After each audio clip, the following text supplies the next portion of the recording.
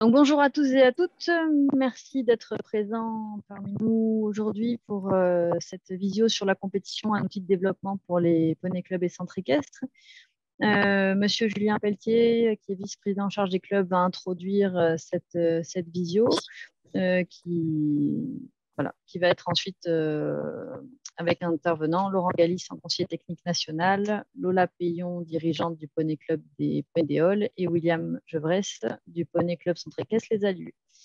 Donc, je vais laisser la parole à Julien. Merci à tous pour votre participation.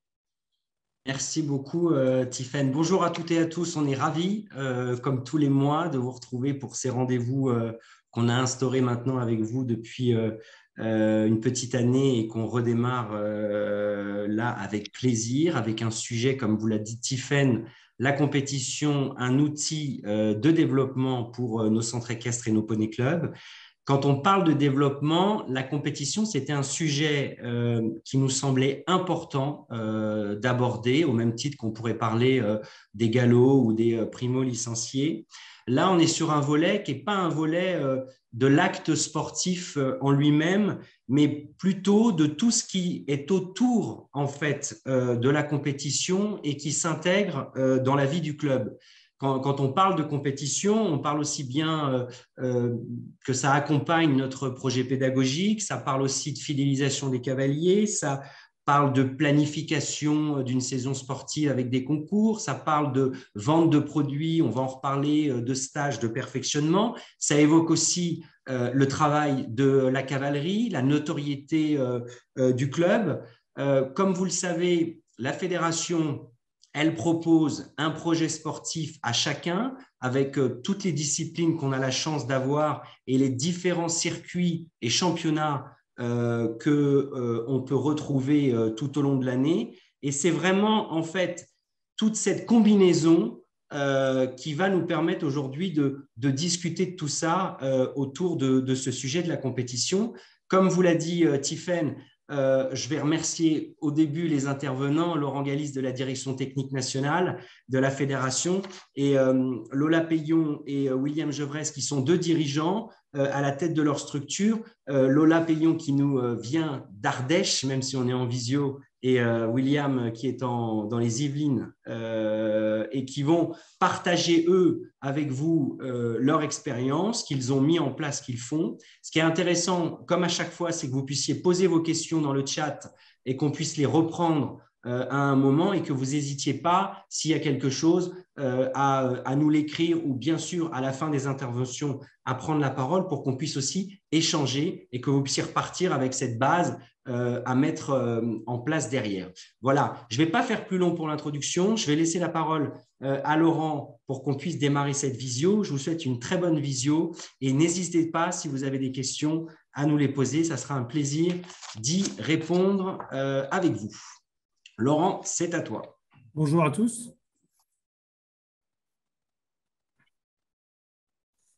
Voilà, alors on va commencer par des petits chiffres qui sont quand même toujours bons à savoir, parce que ça permet de comprendre quand même comment les choses fonctionnent. Alors, hormis votre dynamisme pour fidéliser vos cavaliers, il faut quand même savoir que on perd un petit peu plus d'un cavalier sur deux quand ils sont dans leur première année d'équitation, c'est-à-dire quand ils viennent chez vous pour la première fois, et malheureusement, on perd un peu plus d'un cavalier sur deux, donc c'est beaucoup et il faut en être conscient. Alors, vous n'êtes pas tous des gens plus pertinents sur ce sujet-là que d'autres, mais voilà, qu'est-ce qui permet en fait de fidéliser rapidement nos cavaliers? C'est les galops, c'est donc des circuits de formation qui permet de fidéliser les cavaliers, mais aussi la compétition. C'est-à-dire que dès que nous avons engagé des cavaliers dans un circuit de compétition avec un objectif sportif, on voit qu'à 75%, ces cavaliers-là vont rester chez vous. Donc, il ne faut pas perdre de temps pour et soit leur proposer des galops, mais aussi leur proposer des circuits de compétition. Alors, comment on peut faire? Alors, il y a plein de disciplines Alors, toutes les disciplines, alors souvent on s'axe sur ce qui est facile à organiser, hein, le CSO, voilà. Bon, mais en fait, il y a plein de disciplines qui ne demandent pas une grosse exigence technique, ce qui est un petit peu le défaut des disciplines olympiques, où il faut un peu d'exigence technique, mais euh, il y a plein de disciplines comme celles qui sont sur l'écran qui permettent avec un faible niveau d'exigence technique, et ce n'est pas péjoratif hein, ce que je dis, parce qu'il y a aussi d'autres disciplines qu'on n'a pas mis, comme le mountain trail ou des disciplines qui se pratiquent à pied. Et donc, on peut très rapidement mettre ces cavaliers-là, ces nouveaux licenciés, sur des processus de compétition. Et il y a même des disciplines où il y a des épreuves en duo, comme le ride and back. Donc, on peut même rendre les parents actifs plutôt qu'ils attendent au bord de la carrière leur enfant. Et c'est des choses dont il ne faut pas se priver et pour lesquelles on propose des championnats. C'est la raison pour laquelle il y a 36 disciplines à la fédération. C'est vrai que c'est un petit peu fastidieux de se plonger dans toutes, mais cette variété de disciplines permet à chaque club justement de trouver la discipline qui va correspondre non seulement aussi à ses envies, mais à sa clientèle locale. Voilà. Alors, pour certaines disciplines, on a des aides parce qu'effectivement, c'est difficile hein, de connaître tout sur tout. Et ça, on en est conscient. C'est pour ça que vous avez des guides fédéraux sur le pony game, sur le trek, sur le hunter, et puis effectivement, bon, ça, les galops. Mais et aussi, vous avez une liste des experts fédéraux. Et ces experts fédéraux, ils sont dans plein de disciplines. Donc, si vous voulez développer des disciplines justement un petit peu intermédiaires entre, dirais-je, les disciplines olympiques et des disciplines qui soient plus faciles d'accès pour vos cavaliers, vous pouvez vous rapprocher de vos creux pour trouver des experts fédéraux et éventuellement monter des formations pour que vous puissiez découvrir ces disciplines ou les faire découvrir à vos élèves au niveau départemental ou régional. Et ça, il ne faut pas vous en priver. Vous trouvez ça assez facilement.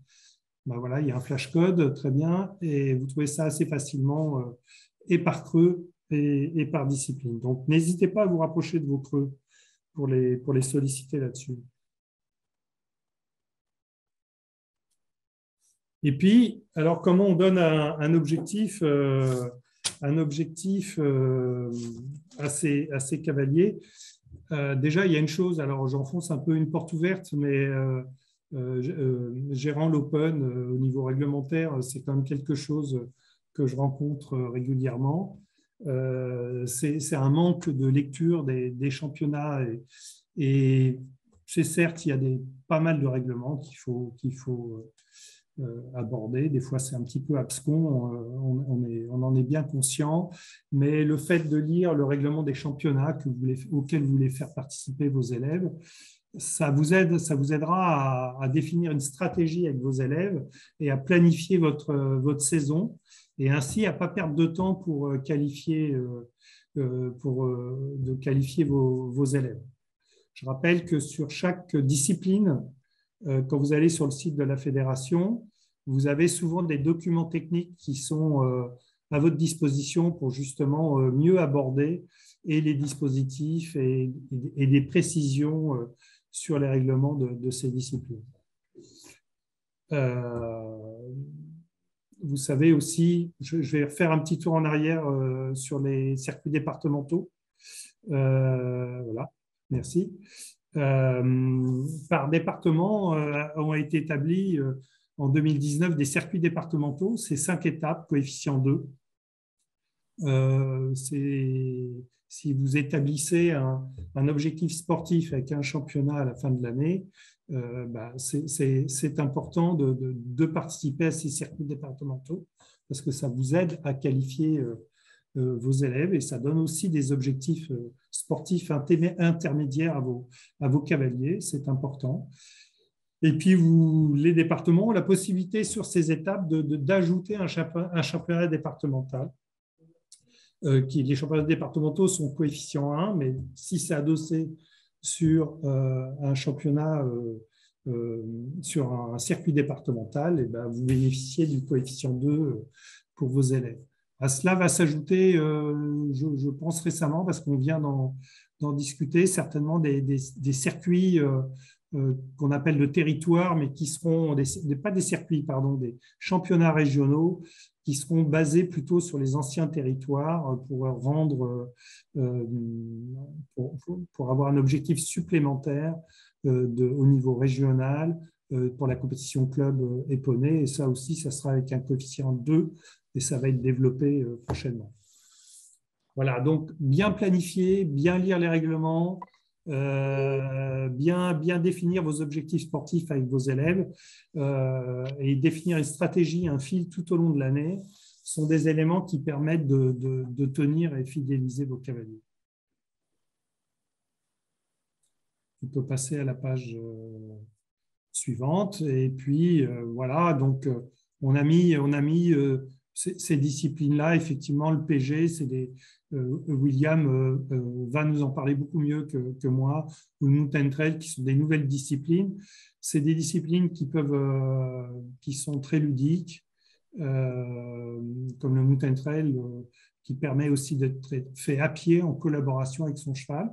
Donc, il n'y a pas forcément besoin d'être un cavalier très, très expérimenté. Et je vous invite à lire ces règlements et à vous les approprier pour développer ces disciplines chez vous. Alors,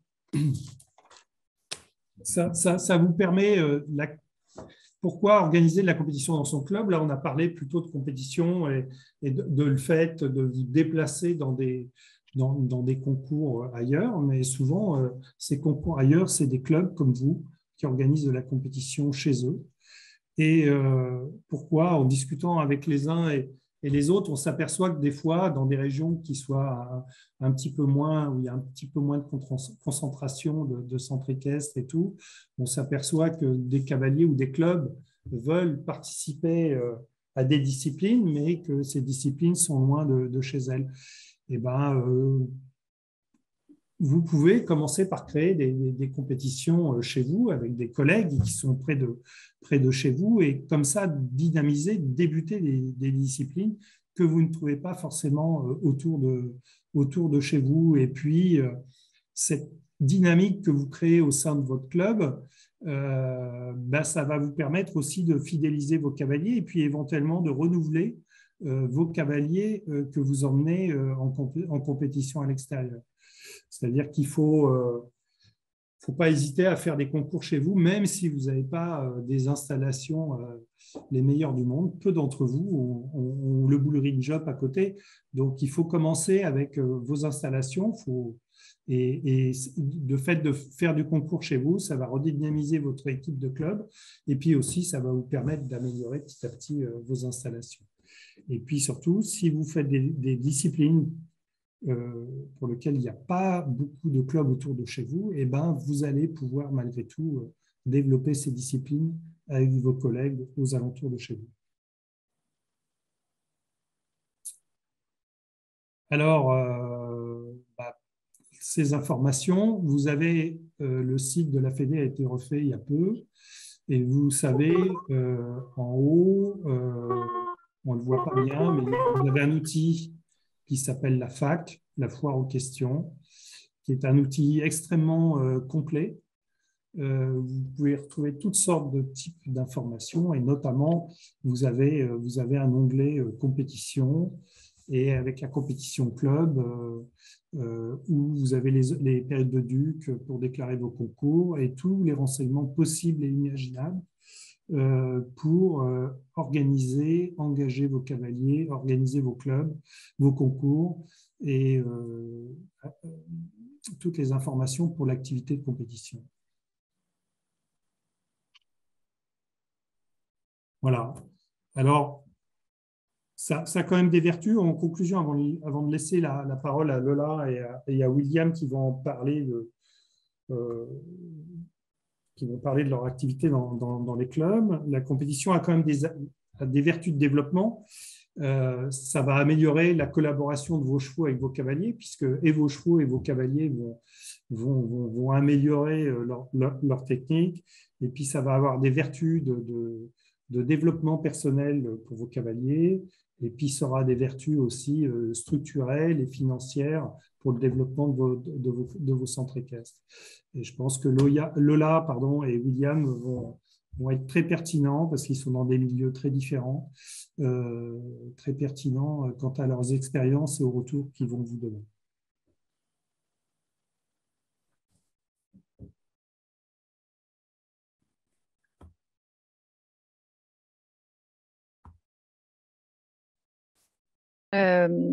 Avant que Lola et William interviennent, juste une petite question sur le rôle par rapport au CDE pour les clubs et le fait d'adosser un championnat départemental à un circuit et un peu une usine à gaz, trois remises de prix, ce qu'ils ont testé dans le Var. Est-ce que quelqu'un va intervenir sur ce sujet? On traitera peut-être les questions à la fin, Tiffaine, comme ça on va balayer les intervenants et on reprendra avec plaisir les différentes questions. Du coup, je vous laisse continuer. Je crois que c'était Lola. Lola, c'est à toi. Oui, pas de souci. Bonjour à tous. Vous m'entendez bien? Très bien. Bon, impeccable. Donc, oui, donc on est pour se présenter brièvement, on est un centre équestre en Ardèche. Pour vous situer un peu, le centre équestre, il est situé, on nous a mis en moyenne montagne. Donc, voilà, on est situé plutôt sur les hauteurs. C'est un peu un centre équestre atypique puisqu'on est étalé sur 24 hectares. Mais du coup, ça a aussi certaines difficultés. Voilà, donc des difficultés d'accès et justement pour partir en compétition avec le camion et développer la compétition au sein du centre équestre. Bon, c'est une structure, c'est une création de mon mari et de moi-même. Donc, en fait, on est installé depuis 91. C'est un petit moment, on entame la 32e année. Après, donc on a développé la compétition. On a fait les premiers championnats de France en fait en 98. Voilà. Donc, au niveau ça a été un esprit, en fait, d'abord la compétition, et après, c'est aussi des choses à mettre en place. Donc, du coup, nous, au niveau des cavaliers, aujourd'hui, on a plutôt une bonne équipe de compétition. Au niveau des âges, donc, on a des enfants, des cavaliers de 7 à 76 ans, pour rien vous cacher. Donc, je pense qu'il ne faut absolument pas se mettre de restrictions d'âge chez les gens pour la compétition. Je pense que c'est une erreur. C'est plus un niveau et quand nous, on sent que les personnes, les cavaliers sont prêts. Après, à différents niveaux, il y a plein de niveaux possibles. Et comme disait Laurent, il y a plein de disciplines possibles. Et ça, c'est vraiment un atout de notre sport. Contrairement à d'autres sports où il n'y a pas vraiment un panel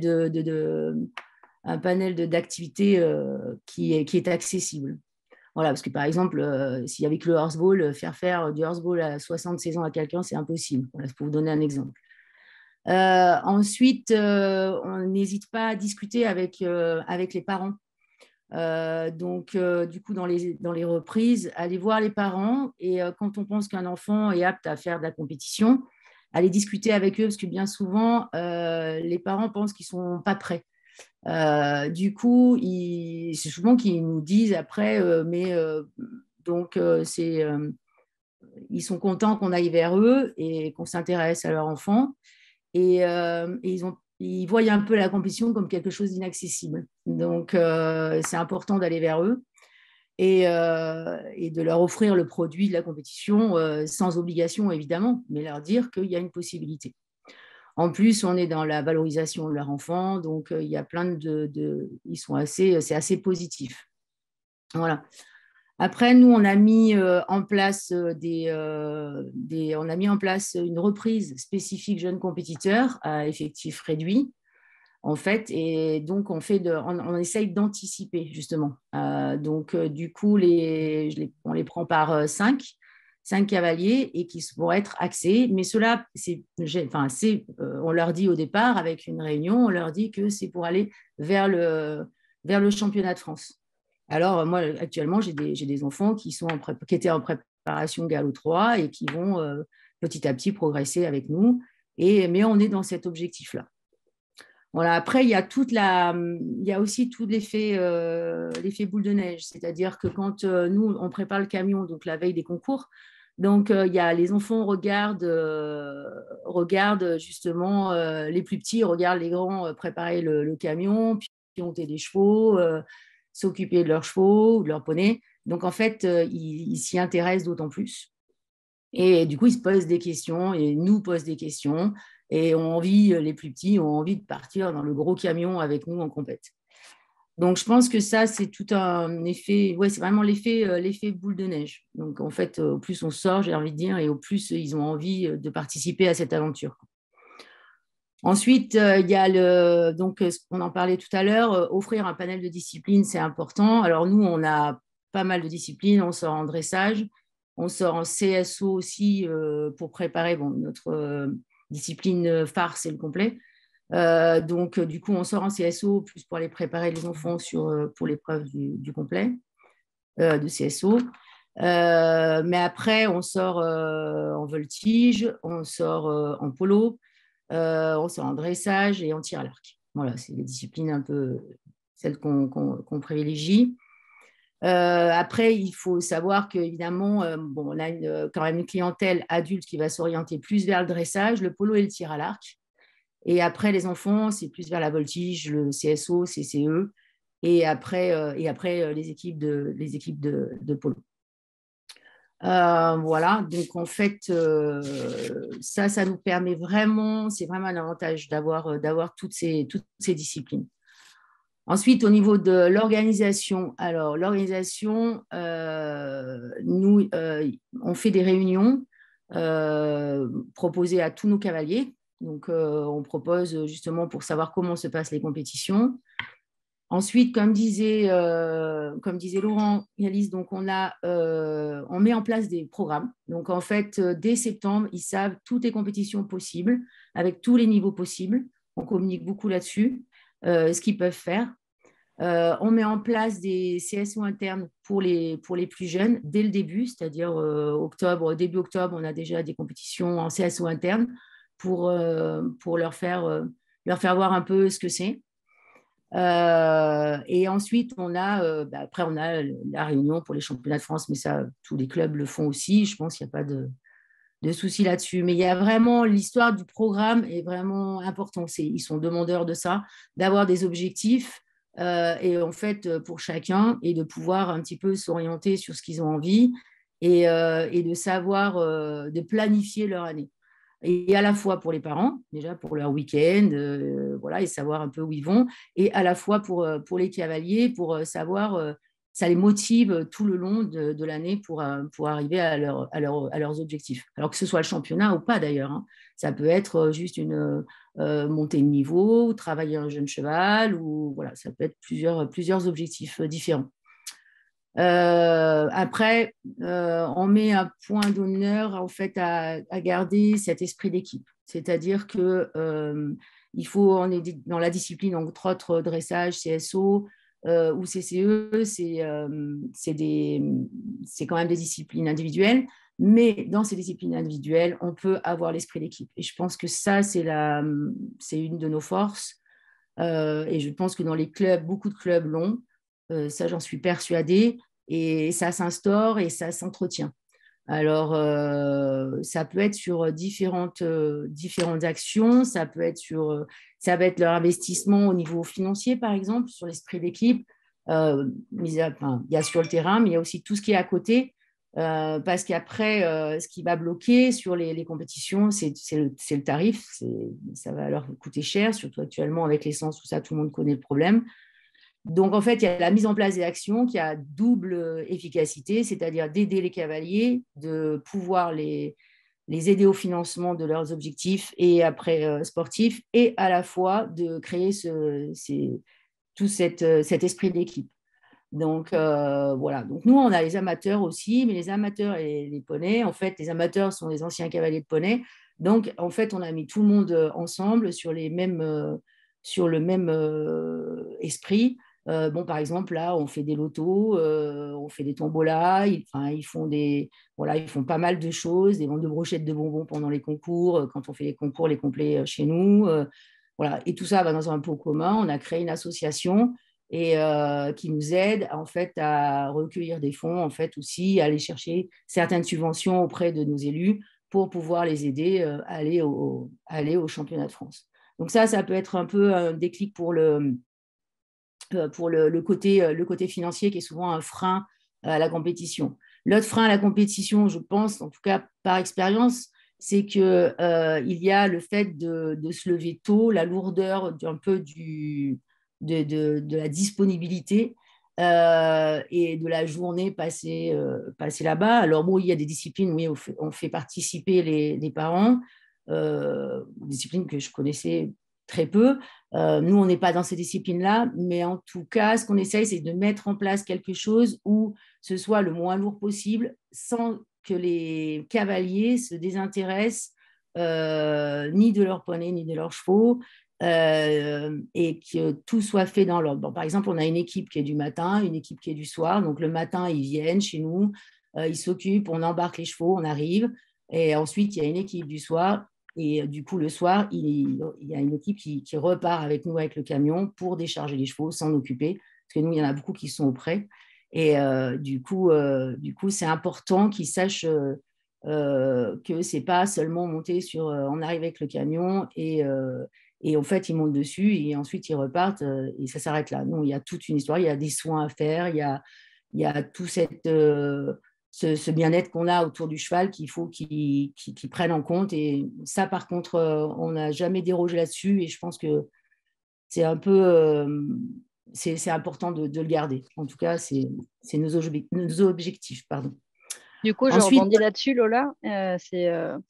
Voilà, très bien au niveau des cavaliers. Du coup, tu disais que tu avais constaté aussi que la compétition était un moteur de développement pour l'enfant et le cavalier. Oui, tout à fait. Ouais, encore ce week-end là, donc on avait une compétition chez nous, un CCE qu'on a organisé la dimanche, et encore j'ai une maman qui est venue me voir en me disant, en me remerciant parce que son enfant en fait avait pris de l'assurance à l'école, parce que la compétition c'est pas seulement c'est plein de choses, c'est pouvoir aller devant un jury, se présenter dans le développement de l'enfant, dans sa prise de... il va être beaucoup plus autonome déjà. Et ensuite, il va oser faire des choses. Il y a un dépassement de soi, voilà, chercher le mot exact. Il y a un dépassement de soi et qui va lui servir dans son cursus scolaire ou autre et dans la vie sociale en général. Et ça, on le constate depuis très longtemps. Et je pense que c'est vraiment un point fort par rapport à la compétition. Il faut le prendre, je pense, dans son ensemble. Ce n'est pas seulement aller en compétition. Et ça, il faut vraiment aux clients leur expliquer. Je pense que là, on a vraiment un rôle à jouer par rapport à ça. C'est qu'il ne faut pas que ce soit seulement la compétition pour aller gagner des médailles ou aller gagner une coupe qu'on va laisser sur son étagère. Non, c'est autre chose. C'est tout un esprit d'équipe. C'est une énergie qui est autour de tout ça. Voilà. Donc, je pense que c'est très bénéfique pour eux, ouais, à tout âge. Ensuite, si je continue sur la... Donc ensuite, les frais de concours, tu en avais rapidement parlé déjà juste avant. Est-ce que tu veux compléter avec quelques... Non, les frais de concours, de toute façon, c'est les freins, en fait. Hein, c'est le frein de la compétition. Je pense, après, il faut optimiser. Alors, par exemple, quand on parle du championnat, nous, il y a, alors plus maintenant, mais au début, en 98, ce que disait Laurent Gailly, c'est très juste, c'est que en fait, on a optimisé le camion et le déplacement parce qu'en fait, on faisait des épreuves parallèles telles que le carrousel, où justement les chevaux donc, faisaient deux choses sans que ce soit incompatible. Et donc, forcément, ça baissait pour chacun le prix du déplacement du camion. Donc, je pense que par rapport à ça, il y a toute une organisation à mettre en place pour l'accessibilité au concours. Après, nous, c'est beaucoup plus compliqué que sur Paris, parce que Paris, ils ont quand même une panel très proche les uns des autres de compétition. Nous, on est obligé vite de faire, enfin, de toute façon, à moins de 100 km, on n'a rien. Enfin, en tout cas, dans le complet, CSO aussi, il y a toujours quelque chose. Mais nous, à moins de 100, 150 km, on n'a rien. Donc, on est obligé de trouver des solutions. Voilà. D'accord, je te remercie. Et ensuite, il y avait sur la gestion de la cavalerie de concours. Ouais, gestion de la cavalerie, je pense que ça, je veux faire part de mon expérience, mais je pense qu'elle est vraiment personnelle selon les clubs et selon comment ils fonctionnent. Nous, du fait que, alors on est en Ardèche, on n'est certainement pas une région d'élevage, mais on a pris la décision dès le début avec mon mari de faire naître, en plus on a eu un étalon extraordinaire, mais on fait naître 2 à 3 poulains par an, ce qui nous permet de renouveler la cavalerie. Et on fait des produits qui vont dans ce qu'on désire, c'est-à-dire qui restent bien dans leur tête et à la fois des poneys à papier, et puis après qui puissent amener nos cavaliers. Donc en fait, il y a un renouvellement de la cavalerie qui se fait par rapport à ça. Après, la gestion de la cavalerie, nous, on a quand même une prédisposition. Il y a les poneys de compétition et il y a les poneys de club. Mais plus j'ai les chevaux de polo, donc ça c'est un peu différent. Mais au niveau des poneys, les poneys de compétition font quand même le club. Mais par contre, tout est géré par rapport aux compétitions qui sont mises en place. Après, nous, on a mis en place des systèmes de quart de pension et de demi-pension des cavaliers de compétition sur les poneys qui montent. Alors, pour 2 raisons. La première, c'est pour équilibrer financièrement et pouvoir économiser ces équidés, en fait, pour qu'ils soient plus performants et à la fois qu'ils soient mieux lors de la compétition. C'est-à-dire, le samedi avant la compétition, ils ne font pas d'heures ou très peu, ou ils sont montés que par leur cavalier de compétition. Et après, ou alors des demi-pensions. Ça dépend du niveau, en fait, où le cavalier sort. Voilà, donc ça nous aide pas mal. Et c'est une bonne alternative. Et l'avantage, c'est que nous, ils arrivent à monter en plus nos jeunes, ils nous commencent nos jeunes. Donc, je reviens aussi là-dessus, sur le fait de la valorisation de notre cavalerie. C'est-à-dire que si c'est un renouvellement, les jeunes cavaliers prennent les poneys les plus expérimentés.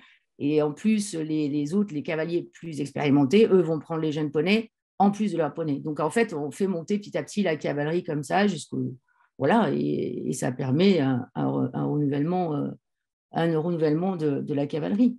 Donc, voilà. Après, nous, c'est vrai encore une fois, on n'est pas sur des structures. Nous, on a une structure où on a de l'espace. Voilà. Donc, on n'est pas coincé entre 2 lotissements. Donc, c'est notre façon de fonctionner. Je ne dis pas que c'est la meilleure, mais en tout cas, c'est celle qu'on a trouvée, en tout cas. Et dans la dynamique, du coup, à la fois, ils sont très fiers de pouvoir faire évoluer les jeunes poneys qui arrivent, quoi. Du coup, Lola, Donc, c'est voilà, très intéressant. Merci beaucoup pour ce partage sur la cavalerie de concours. Il y avait aussi l'organisation de concours internes sur la structure. Et après, on laissera un petit peu la parole aussi à William et pour avoir le temps de poser des questions. Vas-y, je te laisse continuer. Oui, bien sûr. Nous,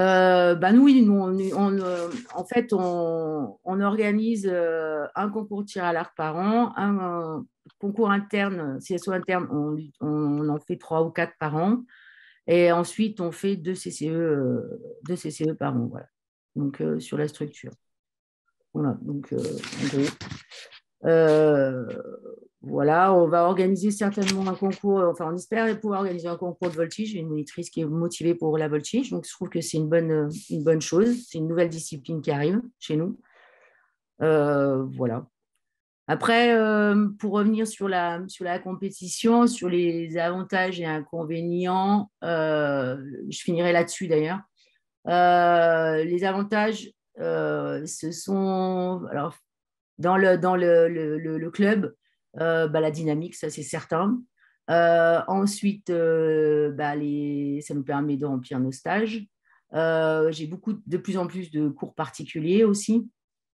Voilà. Après, ça amène des enfants à vouloir à demander à avoir accès à des niveaux plus importants et puis ça devient des propriétaires puisqu'ils achètent des chevaux ou des poneys. Voilà, et puis après, on a mis en place de cours de dressage, nous, particuliers, enfin, par groupe, c'est par 5, en fait, pour préparer les épreuves de complet. Voilà. Donc, après, évidemment, ça, c'est sûr, s'il y a une progression technique selon les épreuves où on va et les gens qu'on rencontre, nous, on progresse nous-mêmes tout le temps sur différents niveaux et en technicité.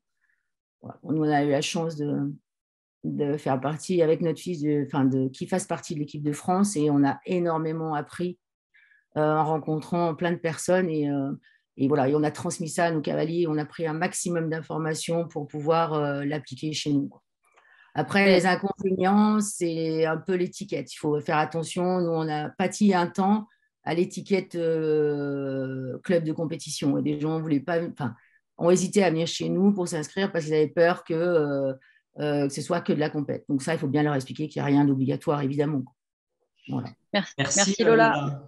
Merci beaucoup pour tous ces partages. Tiffaine, on en était peut-être à William, qui peut lui aussi nous refaire un partage d'expérience sur tout ce que la compétition apporte au développement d'une structure. Oui, tout à fait. Oui. Alors, bonjour à tous, rebonjour à tous. Donc, moi, j'ai un poney club centre équestre dans les Yvelines. Donc, un bassin d'habitants qui est plus important que dans l'Ardèche, forcément. En plus, je suis sur un plateau. Donc, tout autour, j'ai plein de villages et plein de petites villes. Par contre, j'ai un petit village que de 1200 habitants à côté de chez moi, et je n'ai pas de transport en commun qui viennent à mon village. Donc, tous les gens viennent en voiture. Donc, je suis obligé de faire attention un peu à ce que je fais quand même, car il y a pas mal de concurrence.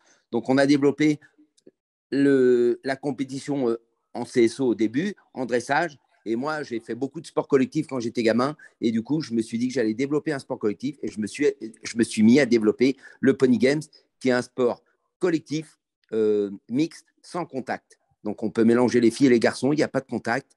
Voilà, qui se joue à 5 ou à 2. Hein, c'est 5 cavaliers ou à 2. Tous les poneys, tous les chevaux peuvent faire du Pony Games, puisqu'il y a plein de jeux. Donc, le poney qui est plus lent peut faire les jeux les plus lents, et le plus rapide peut faire les jeux les plus rapides. Donc, c'est assez accessible, c'est assez facile à faire. N'importe quel poney peut faire du Pony Games par rapport à son niveau. Chaque poney, par rapport au jeu, on peut changer le poney et le gamin. C'est-à-dire, s'il y a 8 jeux dans une session, on peut faire un jeu avec un gamin et la fois d'après, changer le gamin de poney avec son équipe.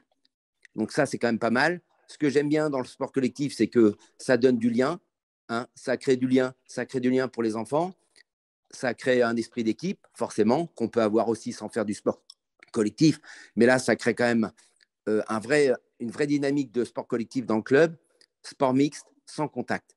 Et comme on le dit, Pony Games, dans le Games, il y a jeu, et il y a jeu pour les enfants, et il y a jeu pour les poneys. Parce que les poneys s'amusent. Moi, j'ai beaucoup de poneys qui font du CSO. Je les mets au Pony Games pour leur donner le moral, en fait. Et pour leur apprendre à faire les virages sur les piquets, tout ça. Des poneys qui font de la poney élite et qui font du Pony Games, et après, qui sont beaucoup plus rapides au barrage. Donc voilà, ça leur donne le moral.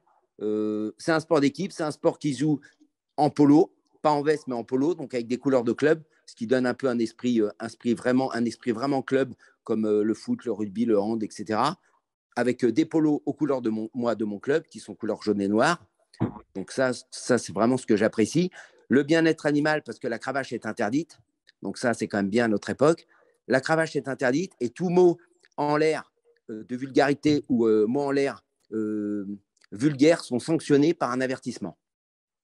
Donc, je trouve que c'est une bonne éducation pour le cavalier. Toute brutalité est sanctionnée aussi envers le poney, à part un avertissement. Et au bout de 3 avertissements, on peut avoir l'élimination sur le jeu. Donc, je pense qu'à notre époque, c'est pas mal. Et le bien-être animal, pas de cravache. C'est interdit en compétition. Voilà, donc ça, c'est vraiment pour le développement du pony game. Comment je fais pour développer le pony game dans mon club? Tous mes cours adultes qui montent à cheval, et ben, avant les vacances, souvent, je fais une séance ludique et je les mets tous à poney. Alors, pas sur un Shetland, mais je les mets sur un poney C, un poney D, et on fait des séances de pony games. Comme ça m'aide à faire découvrir le pony games à tous les élèves. Tous les élèves de mon club, même s'ils ne font pas de compète, découvrent le pony games en cours, comme ça. Et après, ceux qui veulent en faire, eh ben, ils vont aller sur des perfs pony games le week-end. Et après, j'ai créé, pour ceux qui font la compète maintenant, des cours spécifiques pony games. Voilà, après, qu'est-ce que je peux dire d'autre? La tenue, il n'y a pas besoin de chaps, c'est juste une paire de boots et un pantalon de cheval. Donc, pas de chaps, pas de bottes, puisqu'il faut descendre. Ça demande de la technique, un peu de physique parfois, puisqu'il faut descendre des fois pour ramasser. Et la qualité aussi du Pony Games, c'est que c'est le seul sport équestre où on peut réparer son erreur. Ça veut dire que quand on fait tomber un objet, eh ben, on a le droit de descendre, le ramasser à pied et le remettre. On peut réparer. Si on fait un slalom et qu'on loupe la porte au slalom, on a le droit de faire demi-tour et réparer le slalom. Et ça, c'est quand même une qualité. On peut réparer son erreur. Et réparer son erreur, je pense que c'est important dans notre société. Merci Voilà. William beaucoup pour cette présentation. Comment tu fais? Toi, tu fais des ventes additionnelles, quelques stages, quelques cours à côté, comment tu arrives à vivre de cette activité aussi? Alors, moi, je fais des stages, je fais des perfectionnements, je fais des cours et je fais des stages et je fais la compète du coup. Et en fait, je peux mettre n'importe quel poney, c'est-à-dire qu'un poney qui n'avance pas trop, je le mets en Pony Games. Un poney qui est… tous mes poneys font du Pony Games. Moi, je n'ai pas de poney spécifique Pony Games ou CSO. Mes poneys de CSO font du Pony Games, tous mes poneys font du Pony Games, et alors que tous mes poneys ne font pas forcément du saut d'obstacle. Donc, ça me permet d'avoir une panel toi, de poneys. Pardon. Vas-y. Je disais, toi, du coup, tu as comme objectif final de fin d'année d'arriver au grand tournoi et de pouvoir emmener tes équipes sur le grand tournoi. Voilà. Après, moi, ce n'est pas obligé dans l'année. Je propose la compétition à tous mes gamins sans mettre tout de suite le point d'orgue du championnat. Déjà qu'ils fassent de la compétition, qu'ils voient comment c'est l'ambiance. Parce que l'ambiance, dans un terrain de Pony Games, il y a le jeu. En fait, on s'amuse. C'est un peu un relais. C'est des relais, pour ceux qui connaissent, c'est des relais de jeu avec les concurrents. Donc, c'est quand même très ludique pour les poneys et pour les cavaliers avec les concurrents. Et toi, pour un gamin qui n'a pas trop confiance en lui, il n'est pas tout seul sur un terrain, il est en équipe. Donc, il est quand même en équipe sur le terrain. Il n'est pas seul. Donc, ça, c'est quand même important. Et il a ses camarades pour le soutenir. Et comme il y a plusieurs jeux, on peut toujours se rattraper. Ce n'est pas fini. Quand il y a 8 jeux sur une session, si on loupe un jeu, ce n'est pas grave. Il y a quand même encore 7 jeux derrière. Toi, tu me disais en préparation de la visio que du coup, tu constatais une fidélisation qui s'améliorait et surtout des parents qui se mettaient au Pony Games et des parents qui se mettaient à pratiquer. Donc ça, c'est super intéressant. Voilà. Moi, j'ai des parents qui sont venus voir leurs enfants et en fait, qui sont mis à cheval par le Pony Games. Alors, l'autre chose aussi, c'est pour créer du lien dans un club, les parents peuvent aider, il faut avoir une licence, ils peuvent être placeurs de matériel sur une compétition. C'est-à-dire qu'ils peuvent aider à placer le matériel avant la compétition. Donc, ils apprennent les règles, ça les intéresse. Ils s'intéressent un peu plus. Et du coup, après, ils s'y mettent, ils se disent, tiens, j'essaierai bien. Donc, ils apprennent. Comme c'est assez facile d'avoir un repère visuel dans l'espace en Pony Game, puisque c'est des lignes de piquet, c'est pas difficile de faire un slalom, etc., de s'arrêter, de poser un objet. Donc, voilà. Donc, moi, j'ai plein de parents qui se mettent à cheval et qui font que du Pony Games. C'est-à-dire qu'ils commencent par le Pony Games, après, ils prennent 1 ou 2 cours par pour peut-être apprendre un peu plus à trop enlever, etc. Mais ils se mettent au Pony Games. J'ai des parents qui font du Pony Games en compétition. Ils ont fait que du Pony Games. Merci beaucoup, William. Merci, Lola, pour ces présentations. Merci beaucoup pour merci tout le monde. Et oui, Tiffaine, juste en conclusion, avant de répondre à vos quelques questions, on voulait vous projeter cette fresque que vous voyez tous à l'écran, parce que l'idée aujourd'hui de cette visio, bien sûr, il y avait des questions réglementaires et vous bénéficiez de la présence de Laurent Galis qui a tout noté et qui en a déjà répondu à certaines questions. Mais l'idée était vraiment de vous montrer que à travers la compétition, vous pouvez mettre en place du développement dans votre structure à partir des différents publics. Rappelez-vous ce que vous a dit Laurent au début, le panel de disciplines qui existe à la fédération, les guides fédéraux qui sont à votre disposition pour ceux qui se posaient la question de découvrir ou de mettre en place une discipline. Lola nous a parlé des cavaliers qu'elle repère et qu'elle met dans des cours en pré-compétition pour les amener à travers un challenge interne, des perfectionnements vers un circuit de compétition. Et cette fresque, en fait, qui est devant vous, ça vous montre en fait que la compétition, c'est aussi quand nous, dirigeants d'établissement, on se projette dans notre année, c'est bien sûr un abonnement, des cours toutes les semaines, mais c'est aussi des perfectionnements que l'on va prévoir le week-end. C'est des stages que l'on va pouvoir mettre en place à des périodes de l'année où on en a un peu plus besoin parce que les cavaliers de concours, c'est un public captif.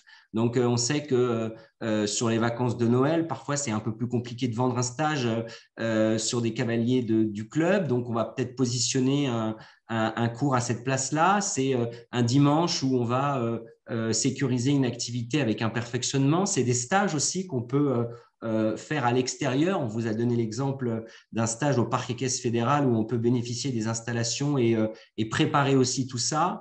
Et c'est vraiment d'arriver à lisser votre année en vous disant, avec une équipe concours, avec même quelques cavaliers, on va pouvoir construire une année et développer ces activités. Parler aussi de l'effet boule de neige qui va en amener d'autres à mettre en place. Et en tout cas, c'était vraiment l'objectif ici de vous montrer tout ce que peut vous apporter la compétition. Je le disais en intro, en dehors de l'acte sportif lui-même qui va être la reprise de dressage ou le parcours de Hunter, c'est ce qui va jalonner la vie de notre établissement.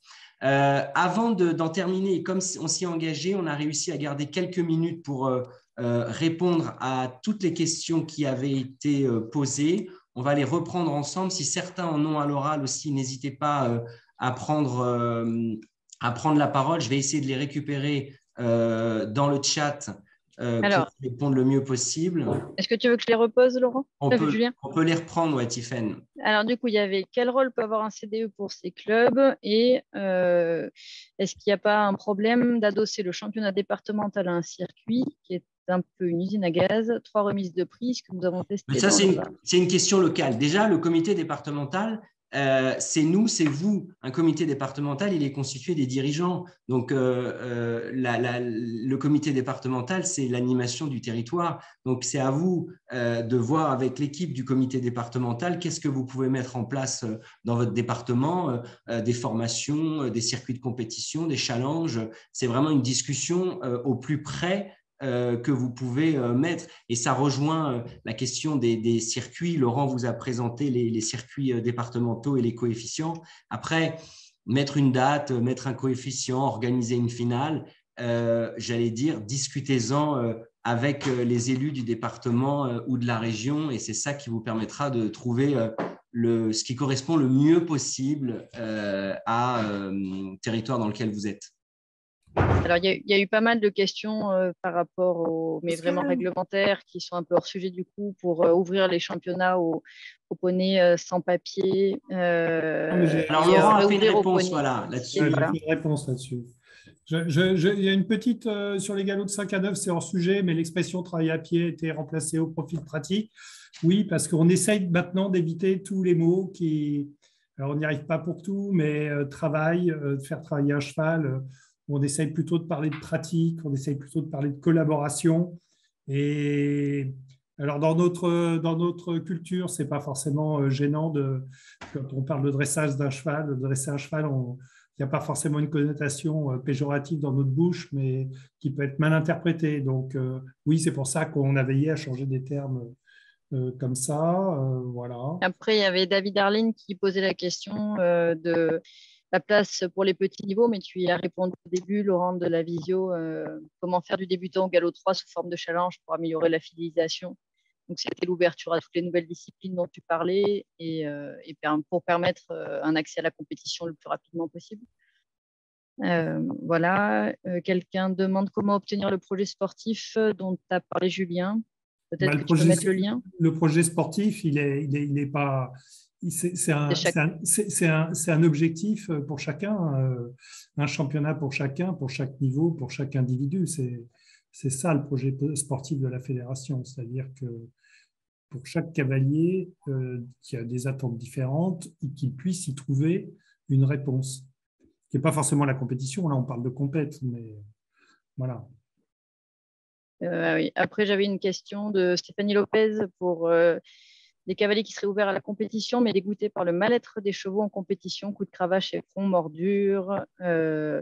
pourquoi ne pas tenter d'axer la compétition vers plus de bien-être équin? Après, je pense que c'est une autre question et qu'on n'est pas trop sur le, Oui, mais sur on le peut développer la y compétition. répondre dans le règlement général. Il y a tout un article sur l'éthique et le respect des chevaux que l'on doit avoir. Et les officiels de compétition ont tout le loisir d'éventuellement de sanctionner des cavaliers qui se comportent mal avec les chevaux. Et nous, c'est ce qu'on fait quand on est témoin de ça régulièrement.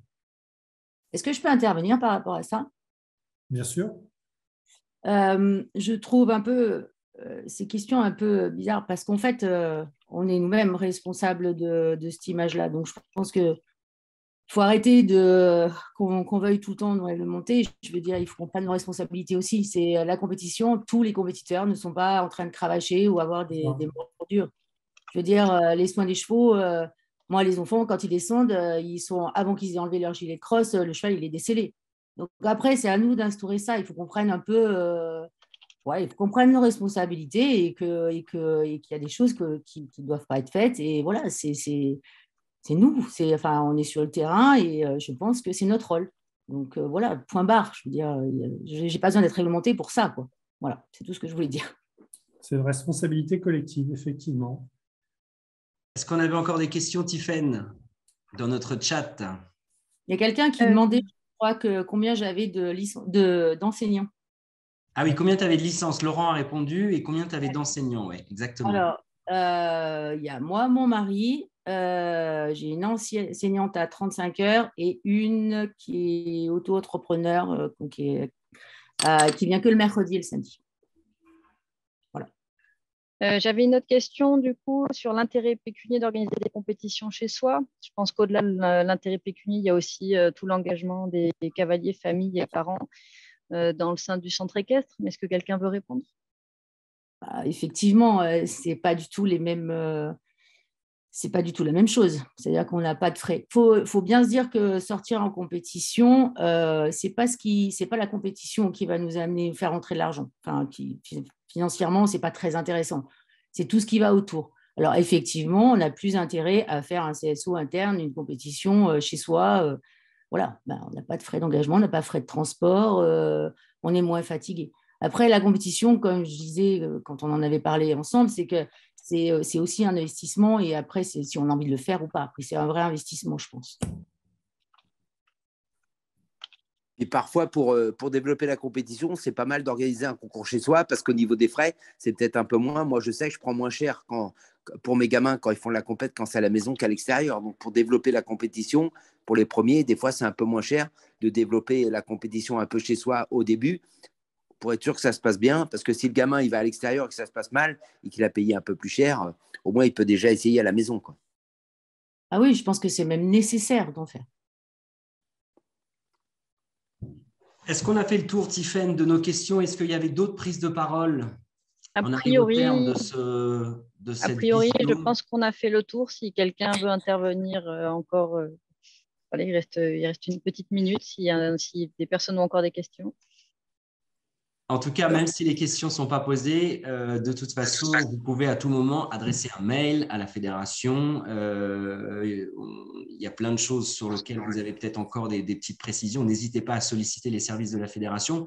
Merci à tous et à toutes pour avoir suivi cette visio. Merci à nos intervenants qui l'ont animé. On espère qu'on a ouvert un peu cette question du développement à travers la compétition, même si on part vite sur les questions de sport. Là, on voulait vraiment rester sur l'idée du développement. Il y avait un message qui était passé tout à l'heure. Oui, cette visio, elle a été enregistrée. Donc, si vous avez besoin de la regarder, vous pouvez le faire. N'oubliez pas, dans l'organisation de tous vos stages, que vous avez la possibilité de venir en stage, mais vous le savez sans doute déjà, au Parc Équestre Fédéral pour accueillir avec vos cavaliers, que dans ce cadre-là, vous avez aussi la possibilité d'organiser des compétitions sur le parc et de bénéficier des installations, qui est un bon outil aussi de développement et de promotion de vos activités.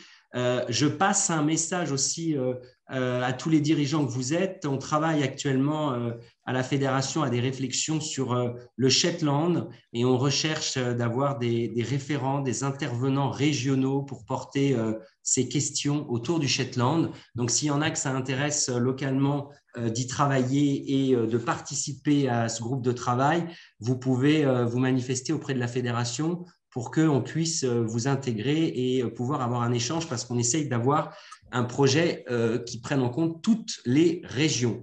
N'oubliez pas, avant de conclure, que ces visios, ce sont nos visios.